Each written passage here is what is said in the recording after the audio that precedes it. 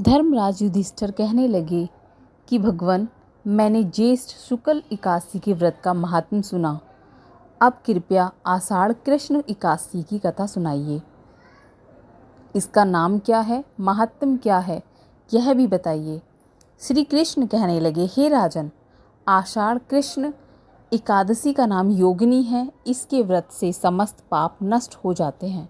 यह इस लोक में भोग और परलोक में मुक्ति देने वाली है। यह तीनों लोकों में प्रसिद्ध है। मैं तुमसे पुराणों में वर्णन की हुई कथा कहता हूँ, ध्यानपूर्वक सुनो। स्वर्गधाम की अलकापुरी नामक नगरी में कुबेर नाम का एक राजा रहता था। वह शिव भक्त था और प्रतिदिन शिव की पूजा किया करता था। हेम नाम का एक माली पूजन के लिए उसके यहाँ फूल लाया करता था। हेम की विशालाक्षी नाम की सुंदर स्त्री थी।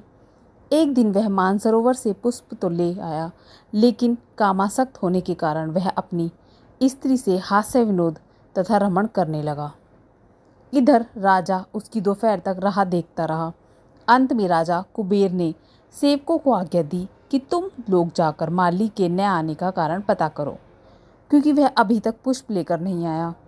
सेवकों ने कहा, महाराज, वह पापी अति कामी है, अपनी स्त्री के साथ हास्य विनोद और रमण कर रहा होगा। यह सुनकर कुबेर ने क्रोधित हो उसे बुलाया। हेम माली राजा के भय से कांपता हुआ उपस्थित हुआ।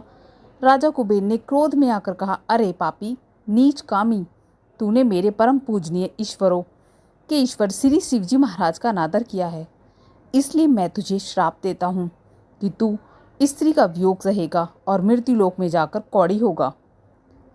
कुबेर के शाप से हेममाली का स्वर्ग से पतन हो गया और वह उसी क्षण पृथ्वी पर गिर गया। भूतल पर आते ही उसके शरीर में श्वेत कोढ़ हो गया। उसकी स्त्री भी उसी समय अंतर्धान हो गई। मृत्युलोक में आकर माली ने महान दुख भोगे। भयानक जंगल में जाकर बिना अन्न और जल के भटकता रहा। रात्रि को निद्रा भी नहीं आती थी, परंतु शिव जी की पूजा के प्रभाव से उसको पिछले जन्म की स्मृति का ज्ञान अवश्य रहा। घूमते घूमते एक दिन वह मार्कंडे ऋषि के आश्रम में पहुंच गया, जो ब्रह्मा से भी अधिक वृद्ध थे और जिनका आश्रम ब्रह्मा की सभा के समान लगता था। हेममाली वहां जाकर उनके पैरों में पड़ गया। उसे देखकर मार्कंडे ऋषि बोले, तुमने ऐसा कौन सा पाप किया है जिसके प्रभाव से यह हालत हो गई। हेममाली ने सारा वृतांत कह सुनाया। यह सुन ऋषि बोले, निश्चित ही तूने मेरे सम्मुख सत्य वचन कहे हैं, इसलिए तेरे उद्धार के लिए मैं एक व्रत बताता हूँ। यदि तू आषाढ़ मास के कृष्ण पक्ष की योगिनी नामक एकादशी का विधि पूर्वक व्रत करेगा तो तेरे सब पाप नष्ट हो जाएंगे। यह सुनकर हेममाली ने अत्यंत प्रसन्न होकर मुनि को साष्टांग प्रणाम किया। मुनि ने उसे स्नेह के साथ उठाया। हेममाली ने मुनि के कथनानुसार विधि पूर्वक योगिनी एकादशी का व्रत किया। इस व्रत के प्रभाव से उसके पुराने स्वरूप में आकर वह अपनी स्त्री के साथ सुखपूर्वक रहने लगा। भगवान कृष्ण ने कहा, हे राजन, यह योगिनी एकादशी का व्रत 88,000 ब्राह्मणों को भोजन कराने के बराबर फल देता है।